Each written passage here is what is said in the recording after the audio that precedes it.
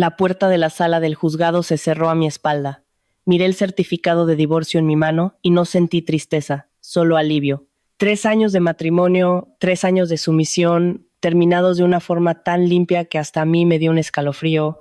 Pero exactamente 20 minutos después, cuando aún no había salido del recinto de los juzgados de Plaza de Castilla en Madrid, una voz me detuvo en seco. Tú, quieta ahí. Esa voz, afilada como un cuchillo, se clavó en mi espalda. Me giré. Mi ex-suegra, Pilar, la mujer que hasta hacía unos minutos era mi familia, me miraba con ojos que no distinguían entre una enemiga y una criminal. Y su siguiente frase hizo que todo oficialmente cruzara los límites. Ahora que estamos divorciados, las cuentas claras. Devuélveme los 70,000 euros. Ahora mismo. Me quedé inmóvil unos segundos y luego me eché a reír. No de tristeza, sino porque supe que, desde ese momento, ya no sería la mujer a la que podían pisotear a su antojo. La llovizna de la tarde en Madrid no era intensa, solo un velo fino que empañaba la calle frente al tribunal. Las pequeñas gotas caían sobre los escalones de piedra, se expandían y se desvanecían. Exactamente igual que mi matrimonio de 3 años. Parecía sólido, pero terminó de una forma tan ligera que resultaba cruel. Permanecí bajo el alero, con el papel del divorcio aún ligeramente húmedo en la mano. Las palabras divorcio de mutuo acuerdo estaban impresas con una claridad gélida.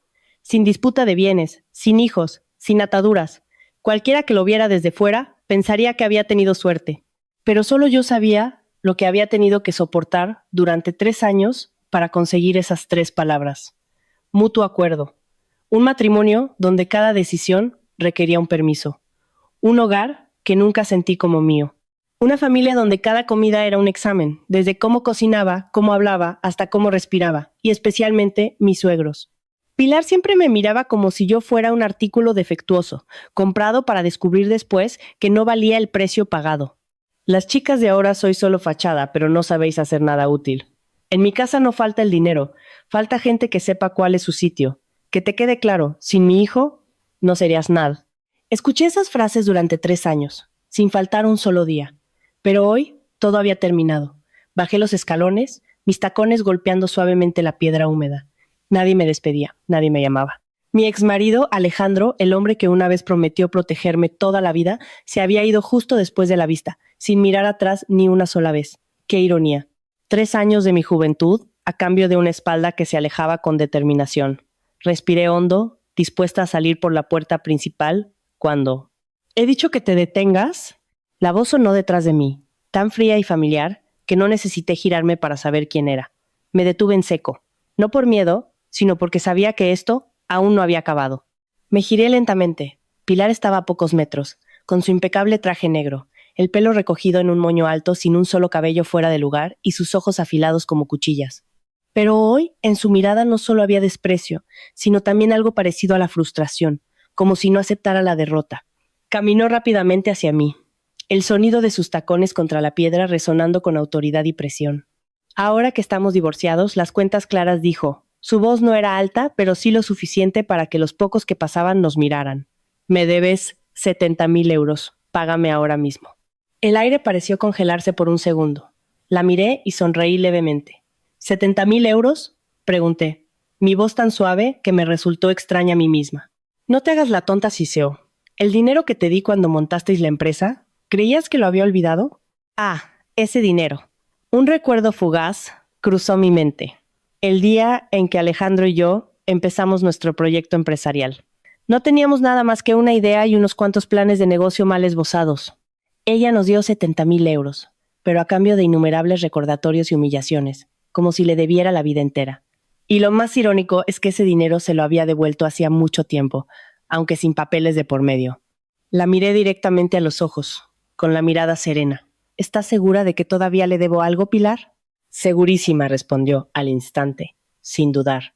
Y si no pagas, no me culpes por montar un escándalo. Algunas personas cercanas empezaron a murmurar. Miradas de curiosidad, de juicio, de lástima. Todas se centraron en mí. Si hubiera sido la de antes, probablemente habría bajado la cabeza, habría guardado silencio, habría aceptado pagar solo para que todo terminara en paz. Pero hoy ya no era la mujer de hace 3 años. Abrí mi bolso, saqué el móvil y mis dedos se deslizaron rápidamente por la pantalla. Cuenta del destinatario. ¿Cantidad? Confirmar. Un suave bip sonó. Levanté la pantalla y la giré hacia ella. Acabo de transferirle 100,000 euros. Pilar se quedó helada. No solo ella, sino también la gente de alrededor se quedó en silencio. ¿Qué has dicho? Tartamudeó. ¿100,000? 100,000 euros, repetí, con la misma voz tranquila. No 70. Su mirada empezó a vacilar. Estás loca. Yo solo te pedí 70. Di un paso hacia ella. La distancia entre nosotras se redujo a menos de 1 metro. La miré directamente a los ojos, por primera vez, sin apartar la mirada. 70,000 euros es la deuda, dije lentamente. Los otros 30,000, ladé la cabeza y sonreí. Son para comprar su silencio.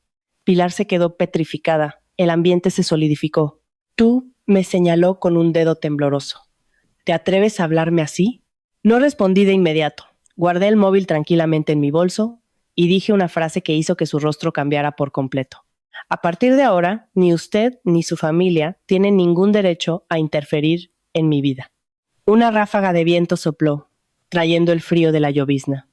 Y por primera vez en 3 años, me sentí verdaderamente libre. Pero sabía que esto era solo el principio. La lluvia empezó a caer con más fuerza. Las gotas golpeaban el suelo con un sonido seco, como si el cielo también estuviera presenciando algo que estaba a punto de suceder. Me di la vuelta y empecé a caminar, con pasos lentos pero firmes, sin mirar atrás, sin dudar. A mis espaldas todavía oía la voz de Pilar, pero ya no era afilada, sino que revelaba un pánico creciente. Espera, detente, te digo. No me detuve. Solo cuando el teléfono vibró en mi bolso me paré un instante. El nombre del remitente apareció en la pantalla. Alejandro, mi exmarido.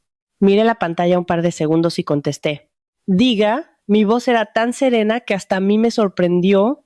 Al otro lado de la línea hubo un segundo de silencio. Luego su voz sonó, apremiante.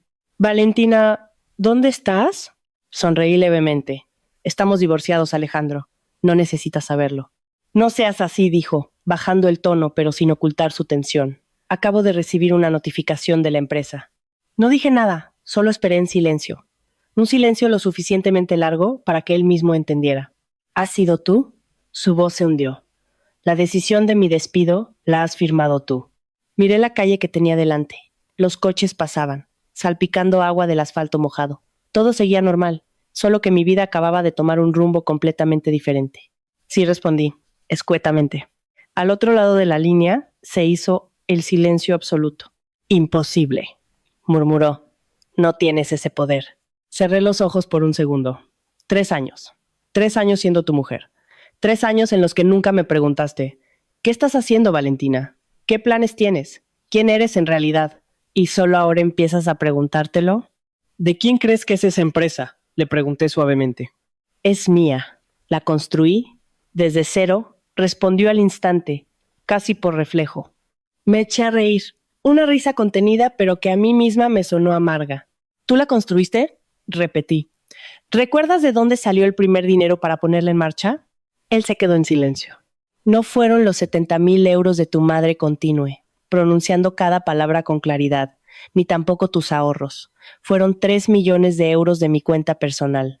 Fue como si un rayo hubiera caído al otro lado de la línea. ¿Qué? Prácticamente gritó. ¿Qué tonterías estás diciendo? Nunca digo tonterías, repliqué. Mi voz se volvía más fría. Es solo que, hasta ahora, nunca quisiste escuchar. La lluvia arreciaba. El viento me alborotó el pelo. No puede ser, repitió él, con voz temblorosa. Si fuera así, ¿por qué no me lo dijiste nunca? Abrí los ojos y miré al frente. Porque quería ver si, sin dinero ni posición, seguía siendo el hombre en el que una vez creí. Un largo silencio. Esta vez fue un silencio absoluto, sin refutaciones, sin ira, solo la verdad desnuda. Y el resultado continué, bajando la voz, ya me lo has dado tú. La verdad, al descubierto. Valentina. Su voz se suavizó, casi suplicante. ¿Podemos hablar de esto? No lo creo. Puedo explicarlo. ¿Explicar? Le interrumpí. ¿Explicar que te quedaste de brazos cruzados mientras tu madre me insultaba durante 3 años? Se atragantó. ¿O explicar que usaste mi dinero y lo hiciste pasar por tu propio mérito? No hubo respuesta. Solté un suspiro. No de dolor, sino de alivio, por haber dicho finalmente todo lo que había guardado durante 3 años. Una última cosa. Alejandro le llamé por su nombre, por primera vez en mucho tiempo, con una calma extraña. La decisión de tu despido es efectiva. Ya no eres el director ejecutivo, ni tienes ningún poder en la empresa. Imposible, exclamó. Tengo acciones. Sí, es verdad, dije suavemente. Un 5%, una cifra tan pequeña que resulta patética. Yo, en cambio, tengo el 68%. Fin de la llamada. Al otro lado de la línea ya no había sonido, solo una respiración pesada y una verdad que no podía aceptar. ¿Por qué? Susurró. ¿Por qué me lo ocultaste? Guardé silencio unos segundos y luego respondí. Porque quería que me amaran, no que me necesitaran por mi dinero. Una gota de lluvia cayó sobre la pantalla del móvil. La miré y colgué. Detrás de mí. ¿Qué le has hecho a mi hijo? La voz de Pilar sonó, esta vez con auténtico pánico. No me giré. Solo dije una frase lo suficientemente alta para que la oyera. Solo he puesto las cosas en su sitio. La lluvia seguía cayendo, pero esta vez ya no sentía frío. A la mañana siguiente, el cielo de Madrid estaba despejado. El sol brillaba tras la tormenta de la noche anterior. La luz se extendía sobre los rascacielos de cristal del distrito financiero. Todo parecía en calma. Pero dentro del edificio de 18 plantas, sede de Solara Innova S.A., una tormenta acababa de empezar. Salí del coche, mis tacones golpeando el granito de la entrada principal. Llevaba un traje sastre blanco que se ajustaba a mi figura, el pelo recogido en una coleta baja, y caminaba con paso firme. La recepcionista, al verme, se levantó de inmediato. Buenos días, señora Valentina. Asentí levemente, sin presentaciones, sin explicaciones. Aquí yo nunca había sido la esposa del director. Siempre fui la persona detrás del telón. Y hoy salí a la luz. En cuanto entré en el vestíbulo, supe que algo no iba bien. Había ruido, gritos y una voz familiar. Que salga esa Valentina, decidme qué derecho tiene a despedir a mi hijo. Me detuve y esbocé una media sonrisa, más rápido de lo que pensaba. En la zona de espera, mi ex-suegra estaba de pie en medio del vestíbulo, con las manos en las caderas y la voz estridente. A su lado, mi exmarido, Alejandro, con el rostro pálido pero los ojos llenos de ira. Y no estaban solos. Varios tíos y primos los acompañaban, como un pelotón perfectamente organizado. Los empleados se apartaban, nadie se atrevía a decir nada. Una escena tan ridícula como patética. Me acerqué. El sonido de mis tacones resonó con claridad en el ruidoso espacio. Clac, clac, clac. Un paso tras otro, hasta que todas las miradas se volvieron hacia mí. Pilar fue la primera en reaccionar. Me señaló con el dedo. ¡Ahí está! El ambiente estalló. Perfecto. Llegas justo a tiempo, avanzó hacia mí, con la voz cargada de indignación. Explícame ahora mismo en base a qué te atreves a despedir a mi hijo. Me mantuve firme, sin esquivarla, sin enfadarme, simplemente mirándola como a una extraña. En base a mi derecho de propiedad, respondí, concisa. ¿Qué dices?, prácticamente gritó. Me giré hacia la recepcionista. Por favor, avise al departamento jurídico para que baje. Sí, señora. Pocos minutos después, un hombre de mediana edad en traje se acercó rápidamente, con un grueso dossier en la mano. Inclinó la cabeza ligeramente. Señora Valentina. Asentí, haga el anuncio. Abrió el dossier y su voz, clara y profesional, resonó en el vestíbulo. Según el certificado de registro mercantil y la estructura accionarial actual. 1. La señora Valentina Ruiz posee el 68% de las acciones, siendo la accionista mayoritaria. 2. El señor Alejandro Torres posee el 5% de las acciones. Y 3. El derecho de nombrar y destituir al director ejecutivo pertenece al accionista mayoritario. Hizo una pausa y miró directamente a Alejandro. Por lo tanto, la decisión de despedir al señor Alejandro Torres es completamente legal. El mundo pareció derrumbarse para ellos. El vestíbulo se quedó en un silencio sepulcral. Pilar estaba petrificada. No puede ser, murmuró. Alejandro apretó los puños. Las venas de su cuello se marcaron. Valentina, esto es pasarse de la raya. Lo miré, esta vez sin una pizca de emoción. ¿Pasarme de la raya?, le pregunté. ¿O es que no estás acostumbrado a perder el poder? Se quedó sin palabras. Me giré hacia el gerente de la oficina. ¿Se han recuperado los coches de empresa? Sí, señora. Se han recuperado 2. El tercero está de camino. Ya se ha enviado la notificación para su entrega hoy mismo. Asentí y miré directamente a Pilar. Me preguntaba en base a qué, ¿verdad? Me acerqué y cada paso que daba la hacía retroceder un poco. En base a que todo lo que usted creía que pertenecía a su familia, hice una pausa, enfatizando cada palabra. En realidad, nunca les perteneció. Imposible, gritó. Esos 2 pisos los compró mi hijo. Sonreí levemente. ¿Quiere ver los contratos? Hice un gesto. El abogado presentó otro fajo de papeles. Propiedades a nombre de la empresa. La empresa está bajo mi control. Así que la miré fijamente. Solo estoy recuperando lo que es mío. Un silencio aterrador. Nadie dijo nada. Nadie se atrevió. Incluso los parientes que los acompañaban empezaron a mirarse entre sí, sus miradas vacilantes. Nadie más alzó la voz. Nadie más se puso de su parte. Me di la vuelta sin decir una palabra más. Seguridad, dije. Acompañen a estas personas a la salida. 2 guardias de seguridad se acercaron inmediatamente. Pilar seguía allí, inmóvil, con el rostro pálido y la mirada perdida, como si acabara de perderlo todo. Entré en el ascensor. Las puertas se cerraron, aislándome por completo del mundo exterior. En ese instante me miré en el espejo. Una mujer extraña me devolvía la mirada. Más fuerte, más fría, ya no era la mujer de ayer. Pero sabía que esta historia aún no había terminado. Las puertas del ascensor se cerraron, y el silencio interior era tan profundo que podía oír los latidos de mi propio corazón. Planta 18.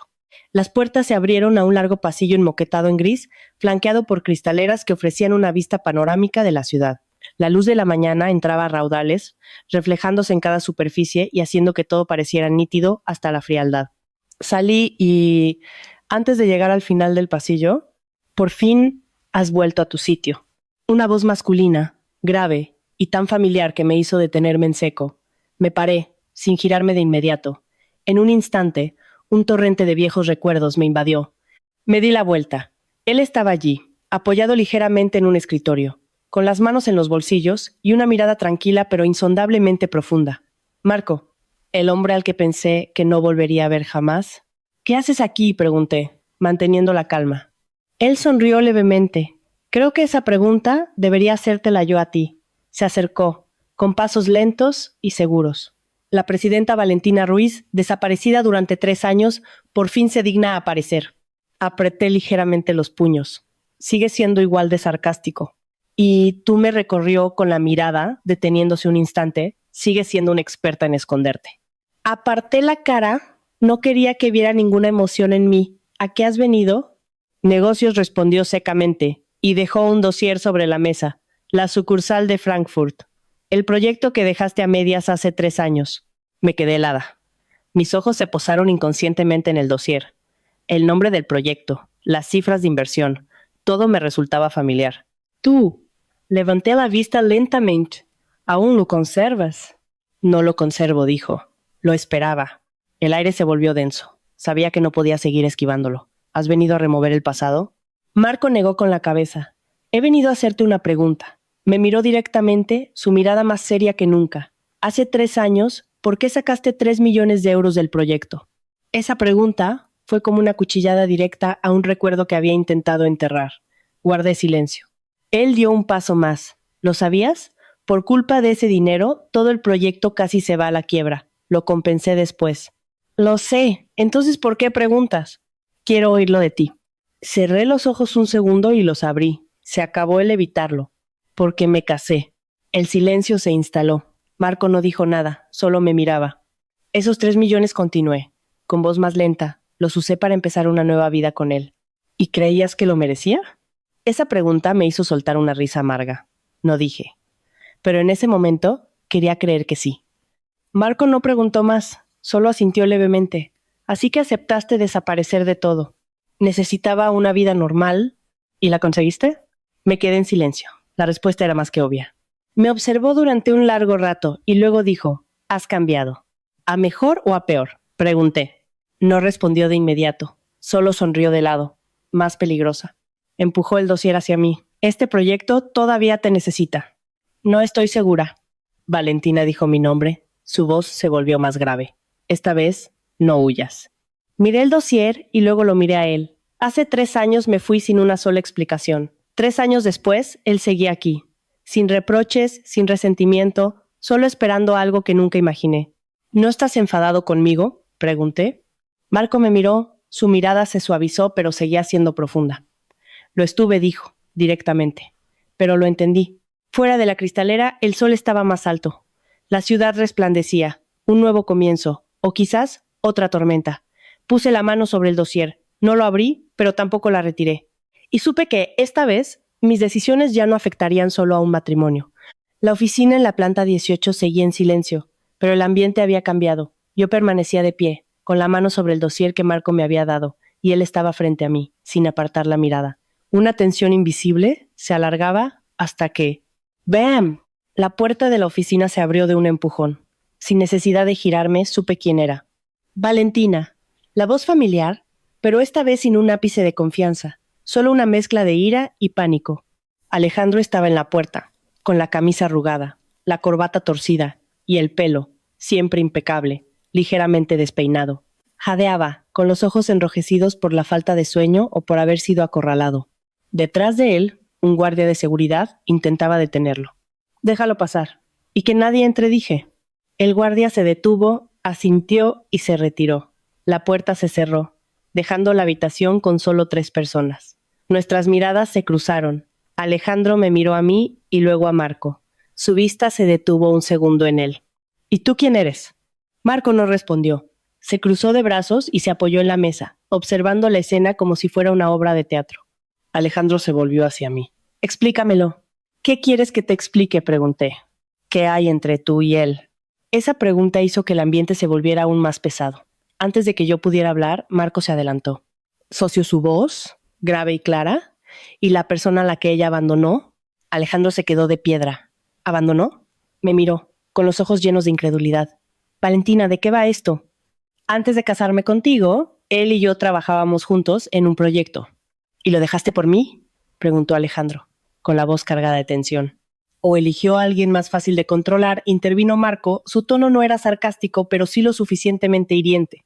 Alejandro se giró bruscamente hacia él. «¡Tú te callas! ¡Esto es asunto nuestro!». «Ya no es asunto tuyo», dije, cortando de raíz la discusión.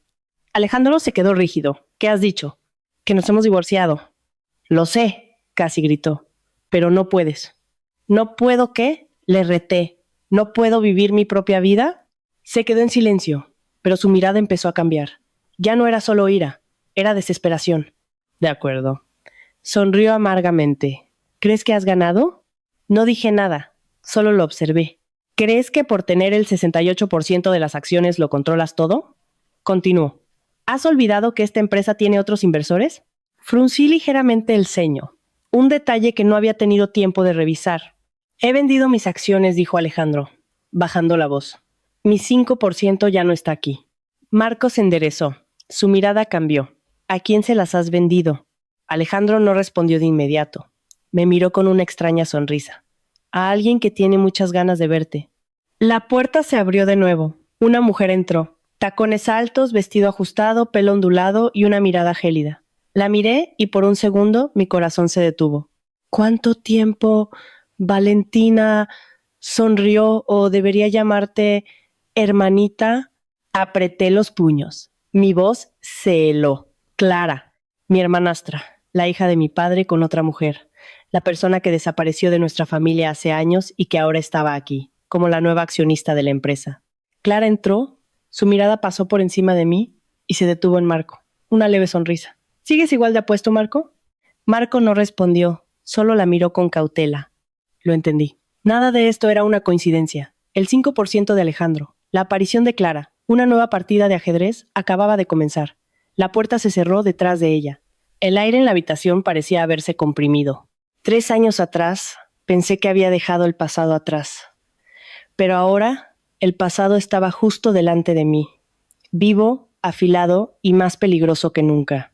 Clara caminaba lentamente, con pasos ligeros pero firmes. Su mirada recorrió la oficina y se detuvo en mí, sin el menor atisbo de evasión.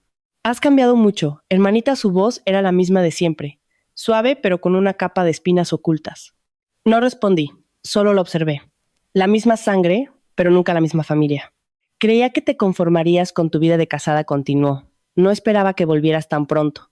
«Ese lugar nunca fue el mío», repliqué. «Oh», enarcó una ceja. «Y aún así te atreviste a sacar 3 millones del proyecto para casarte con él». El aire se congeló. Alejandro se giró bruscamente hacia mí. ¿Lo de los 3 millones era verdad?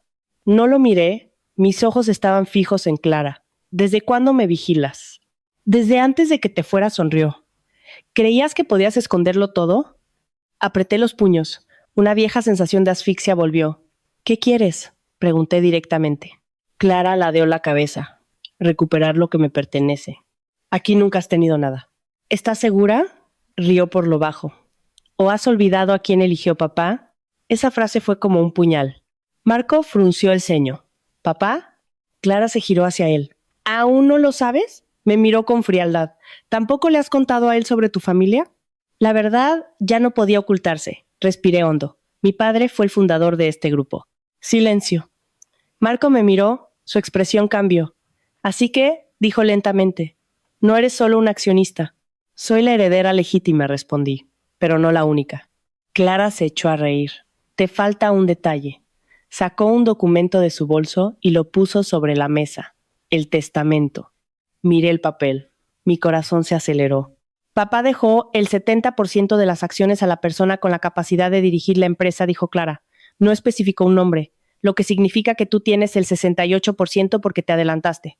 Sonrió y yo estoy empezando a reclamar lo mío. Me giré hacia Alejandro. Sus ojos evitaban los míos. ¿Desde cuándo sabías esto? Él guardó silencio. ¿Le vendiste tus acciones a ella? Pregunté. Sí, una sola palabra, pero sentí el peso de la traición. No por las acciones, sino porque él sabía de Clara, sabía de mi familia, y nunca dijo nada. No tenía otra opción, dijo Alejandro, apresuradamente. Necesitaba el dinero y ella pagó más. Chálate, le corté. Marco dio un paso al frente. ¿Qué porcentaje tienes? Clara lo miró. Actualmente, un 5%. No es suficiente para hacer nada. Cierto, sonrió. Pero es suficiente para empezar. Se acercó a mí, muy cerca. ¿Sabes una cosa? Susurró. No necesito ganar de inmediato. Me basta con hacerte perderlo todo, poco a poco. Por primera vez, vacilé. La miré, no con miedo, sino dándome cuenta de que esto ya no era una guerra de empresas, sino una guerra familiar. No voy a dejar que lo hagas, dije con claridad. Clara retrocedió, sonriendo. Inténtalo. Se dio la vuelta y se dirigió a la puerta. Alejandro se quedó allí unos segundos y la siguió. La puerta se cerró. Solo quedábamos Marco y yo. Él me miró. ¿Estás bien? Guardé silencio un momento y luego dije, el juego acaba de empezar. La oficina se quedó en un silencio opresivo. Me quedé inmóvil unos segundos, procesando todo. Clara había vuelto, no para un reencuentro, sino para una declaración de guerra. Necesito la lista actualizada de accionistas, dije. Mi voz firme. Marco no hizo preguntas. Sacó su teléfono. Enviar la estructura accionarial completa a la planta 18. Ahora. Colgó y me miró. ¿Qué piensas hacer? Me volví hacia él, sin vacilación. Cerrarle el paso. 10 minutos después, el informe estaba sobre mi mesa. Lo abrí. Los números eran claros. Yo, 68%. Clara, 5%. Accionistas minoritarios, 27%. A primera vista yo seguía teniendo el control absoluto. Pero sabía que si Clara compraba un 13% más, tendría suficiente poder para presionar. Estos minoritarios, pasé las páginas. ¿Hay alguien vulnerable? Marco asintió. Sí. Señaló un nombre, Julián Mendoza, 12%. Su situación financiera es precaria. Esbocé una media sonrisa. Irá a por él. Tengo que reunirme con él antes, dije. ¿Esta noche? Ahora mismo. Marco me miró unos segundos. Voy contigo. No es necesario. Sí lo es, replicó. Esto ya no es solo tu asunto. Lo miré. Sus ojos no me presionaban, pero su determinación era clara. Había elegido su bando. En el coche, la ciudad pasaba velozmente tras la ventanilla. Estábamos en silencio hasta que rompí el hielo. ¿Conocías a Clara de antes? Sí, dijo Marco, sin apartar la vista de la carretera. Desde antes de conocerte a ti. Me giré hacia él. ¿Nunca me lo dijiste? No era relevante, hizo una pausa, hasta hoy. Participó en algunos proyectos de inversión de la competencia. No es tan simple como crees. No me sorprendió. Nunca pensé que lo fuera. El coche se detuvo frente a un viejo edificio de oficinas. Subimos al despacho de Julián Mendoza. Un hombre de mediana edad se levantó al vernos. Señora Valentina, qué sorpresa. Espero no llegar demasiado tarde, dije, con una leve sonrisa. Su expresión vaciló. Alguien acaba de irse. Mi corazón se encogió. Clara, no necesitó confirmarlo. Voy a ser directa, me senté. Necesita dinero, puedo ayudarle a cambio de sus acciones. Él sonrió con amargura. La señorita Clara me ha hecho la misma oferta. ¿Más alta que la mía? Asintió. La tensión llenó la sala. Marco permanecía en silencio detrás de mí, pero su presencia era palpable. Yo no ofrezco más dinero, dije. Ambos hombres me miraron, sorprendidos. Ofrezco valor. Puse un nuevo dossier sobre la mesa, un nuevo proyecto. Si se queda con nosotros, tendrá un puesto directivo. Si le vende a ella, no puedo garantizar nada. La diferencia no era el dinero, era el futuro. Mendoza miró el dossier y luego a mí, indeciso. De vuelta en el coche, el silencio volvió. No estás segura de que te elija a ti, dijo Marco. Lo sé. Entonces, ¿por qué hacerlo? Porque no juego con sus reglas, miré al frente. Si pierdo, jugaré más fuerte. Marco sonrió levemente. Esa es la Valentina que conozco. Mi teléfono vibró. Un mensaje de un número desconocido. ¿Creías que eras la única que sabe jugar al ajedrez? Miré la pantalla y sonreí. Esta guerra ya no tenía marcha atrás. Esa noche, la ciudad se iluminó. Yo seguí en mi despacho, mirando a través de la cristalera. A las 22:17, mi teléfono se iluminó. Un mensaje de Julián Mendoza. Lo siento. He decidido vender mis acciones. Apreté el puño, mi rostro impasible. ¿Por cuánto? Escribí. La respuesta fue instantánea. El 12% completo. Las tornas habían cambiado. Hice un cálculo rápido. Yo 68%, Clara 17%, otros minoritarios 15%. Aún no era suficiente para derrocarme, pero sí para empezar una guerra. Llamaron a la puerta. Era Marco. Hay noticias, dijo. Lo sé. ¿Le ha vendido a ella? No pareció sorprendido. Convocaré una junta de accionistas, dije. Mañana mismo. ¿Tan pronto? Ella no esperará. El verdadero peligro no es la empresa. Entonces, ¿qué es? Preguntó Marco. Me giré hacia él. Soy yo. A la mañana siguiente, la sala de juntas estaba llena. El aire era denso. La puerta se abrió y entró Clara, con su sonrisa de siempre, pero hoy era mi rival. Declaró abierta la sesión. Dije, mi voz firme. El primer golpe. Propongo una reestructuración del Consejo de Administración. El contraataque. Me opongo, dijo Clara, sin dudar, y propongo una auditoría completa de las finanzas de los últimos 3 años. La sala murmuró. Un golpe a mi pasado. ¿A qué te refieres?, pregunté. A los 3 millones, dijo. El silencio fue total. Una cifra retirada sin la aprobación del Consejo. Sospecho de apropiación indebida de activos. Todas las miradas se clavaron en mí. Valentina, dijo Clara con una sonrisa de triunfo. Si quieres conservar tu puesto, explícate. Me quedé en silencio unos segundos y entonces lo admití. Es cierto, yo retiré los 3 millones y asumo la responsabilidad. La sala estalló en murmullos. Nadie lo esperaba. Pero, continué, mi voz más fuerte, ese dinero era mío. Lo transferí a la empresa a título personal, no como capital social. Y tengo los documentos que lo prueban. Puse un dossier sobre la mesa. La expresión de Clara cambió, pero no se detuvo. De acuerdo. Si no fue el dinero. ¿Qué hay de la muerte de papá?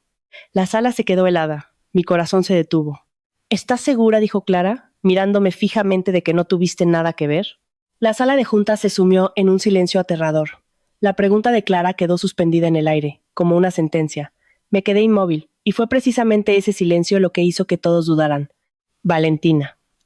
La voz de Marco me sacó de mi trance. Cerré los ojos un segundo y los abrí. Sí, dije, y la sala contuvo el aliento. Tuve que ver. El caos se desató. Clara sonrió, saboreando su victoria, pero yo no había terminado. Tuve que ver, pero no como tú crees. Ese día, papá y yo discutimos. Él quería que asumiera el control de la empresa de inmediato. Yo me negué. Quería irme, tener una vida normal. Discutimos acaloradamente. La primera y la última vez, me dijo que si cruzaba esa puerta, no volviera nunca más. Apreté los puños y me fui. 30 minutos después, sufrió un derrame cerebral. Cayó al suelo. No había nadie para ayudarlo. Si no me hubiera ido, quizás seguiría vivo. El aire se quebró. «¡Lo has admitido!», exclamó Clara. «Tú lo mataste indirectamente». Nadie me defendió. Hasta que Marco habló. «Eso no es un asesinato, es una tragedia». «Tú no tienes derecho a hablar», sisió Clara. Tú no estabas. Pero yo sí. Yo llegué cuando él ya estaba en el suelo, solo. La miré. ¿Llegaste? Clara se detuvo un instante. Un detalle crucial. ¿Llegaste antes que la ambulancia? Pregunté, mi voz lenta. Entonces, ¿por qué no llamaste a emergencias de inmediato? El aire se congeló. O quizás, la miré fijamente, esperaste. ¡Calat! Gritó, perdiendo el control por primera vez. No necesitaba más pruebas. Su reacción lo decía todo. Una partida de ajedrez acababa de dar un vuelco. ¿Crees que lo sabes todo?, dijo Clara, su máscara de calma rota. Pues te lo contaré. Llegué antes que tú.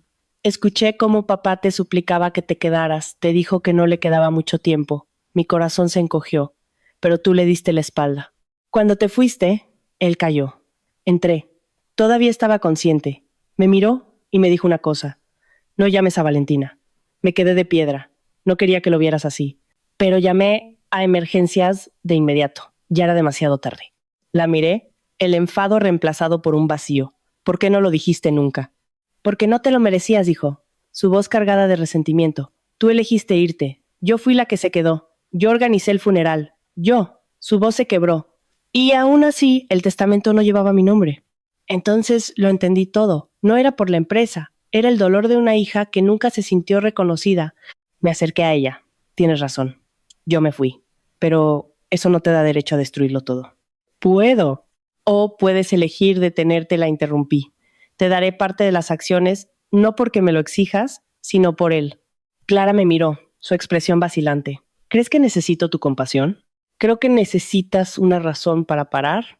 Se quedó en silencio. Luego soltó una risa, esta vez sin amargura. Sigue siendo la misma. Se dio la vuelta y se fue. En la puerta se detuvo. Esto no ha terminado. Las puertas se cerraron. La guerra había cambiado. Ya no era una lucha de poder, sino un enfrentamiento con nuestro propio pasado. Cuando la sala se vació, solo Marco quedó. ¿Estás bien?, preguntó. Sonreí levemente. Bien. ¿Una mentira obvia? No tienes que ser fuerte todo el tiempo, Valentina. Esa frase me desarmó. Me senté, sintiéndome frágil por primera vez. Creí que lo había superado. Aún no, dijo Marco. No como un consuelo, sino como una verdad. Pero puedes enfrentarlo. No eres la única con remordimientos. Lo miré. El día que te fuiste, no te detuve, confesó. Pensé que si te obligaba a quedarte, nunca serías feliz. Me equivoqué. Nos quedamos en silencio, dos almas compartiendo verdades no dichas. Esto no ha acabado, me levanté, mi resolución renovada. Voy a investigar lo que pasó ese año. ¿Estás segura? No pienso volver a huir. Te ayudaré, dijo Marco, sin dudar. Mientras tanto, en el aparcamiento, Clara hacía una llamada. Ya está hecho. ¿Ha reaccionado con más fuerza de la que pensaba? ¿Siguiente paso?, preguntó la voz al otro lado. Clara sonrió. Profundizar, empezando por el hospital de aquel año.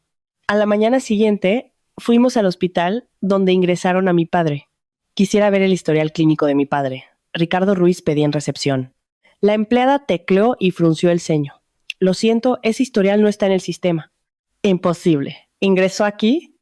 No hay datos. Algo iba muy mal.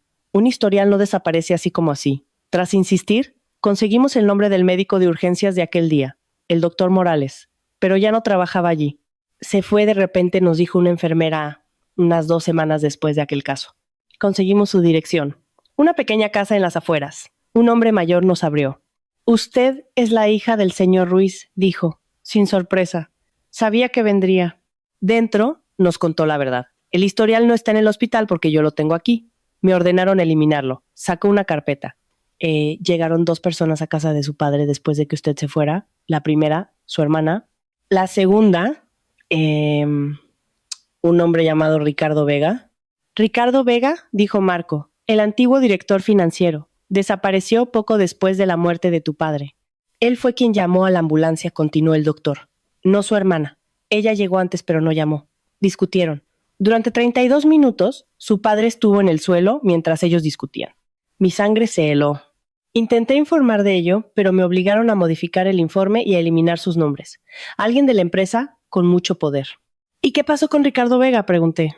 El doctor Morales nos miró con tristeza. Murió. Un mes después, la noticia fue un golpe final. ¿Cómo? Un accidente. Se cayó por las escaleras. Pero antes de morir, vino a verme. Me dijo, si algo me pasa, No será un accidente. Ya no había duda. Esto era un plan. Mi padre, los 32 minutos, el historial borrado, un testigo clave muerto. Alguien estaba orquestando todo desde las sombras. De vuelta en el coche, recibí un mensaje anónimo. Estás yendo en la dirección equivocada. Detente ahora. No habrá una segunda oportunidad. Una amenaza directa. No voy a parar, dije, mi voz firme. Al día siguiente, teníamos el nombre del forense que firmó el informe de accidente de Ricardo Vega, el doctor Ferrer, otro antiguo empleado de la empresa. Lo encontramos en su casa. Un hombre cansado que parecía esperarnos. Lo sé. Firmé un informe falso, admitió. Me pagaron. ¿Quién? No fue una persona. Fue el consejo de administración. Su padre estaba a punto de hacer una limpieza en la empresa, de despedir a todos los corruptos. Se convirtió en un objetivo. Su muerte no fue del todo natural. Su derrame fue real, pero alguien se aseguró de que la ayuda no llegara a tiempo. Y luego silenciaron a Vega. ¿Y Clara? Ella no sabía todo el plan, pero la usaron. Se convirtió, sin quererlo, en una pieza de su juego. Todo encajó. Una conspiración para proteger sus intereses aprovechándose de una tragedia familiar. Una semana después, convoqué una rueda de prensa. Delante de todos, prensa, accionistas, los conspiradores, lo conté todo. El escándalo fue mayúsculo. La empresa se tambaleó. Los implicados fueron investigados. Los grandes nombres cayeron. Solara Innova ya no era la misma, pero resurgió de sus cenizas, más limpia, más transparente. Una tarde, Clara vino a verme. Ya no había odio en su mirada, solo cansancio. ¿Has ganado? Negué con la cabeza. En esta historia, nadie ha ganado. Las acciones. Dije, ¿sigo queriendo dártelas? ¿Por qué? Porque a pesar de todo la miré. ¿Seguimos siendo familia? No dijo nada, pero por primera vez. No se fue de inmediato. No era un perdón total, pero era un comienzo. En la cima del rascacielos, miraba la ciudad junto a Marco. Esta vez no te irás, ¿verdad?, preguntó. Sonreí. No. Porque esta vez ya no estaba huyendo.